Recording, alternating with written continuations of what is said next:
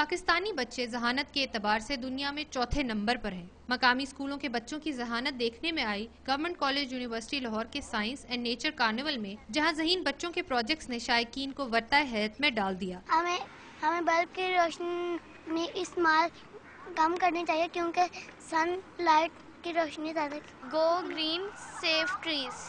اس carnival میں ملک کو درپیش بجلی بحران کو موضوع بنایا گیا۔ بجلی کی پیداوار کے متبادل انوکھے ماڈلز کی صورت میں پیش کیے گئے۔ کہیں پانی کے ذریعے لفٹ چلانے کا ماڈل تھا تو کہیں سورج کی روشنی اور ہوا بجلی کا بحران ختم کرتے نظر آئے۔ بہت زیادہ لوڈ شیڈنگ ہوتی ہے اور 1 گھنٹے کی بھی نہیں، 2 3 گھنٹے کی ہوتی ہے۔ اس کا اسٹوڈنٹ کی پڑھائی پہ بہت زیادہ فرق پڑتا ہے، لہٰذا یہ ضروری ہے کہ ہم انرجی پروڈیوس کریں۔ ہائیڈرولک ایلیویٹر ہے، جب ہم لوگ سیرنج کے ہینڈل کو پش کرتے ہیں تو واٹر پریشر کریٹ ہوتا ہے، اس سے جو آبجیکٹ ہے اس کا وہ ویٹ لفٹ کر لیتا ہے۔ دنیا بھر میں نئی ایجادات اور توانائی کی بچت کے لیے منصوبہ بندی کی جا رہی ہے۔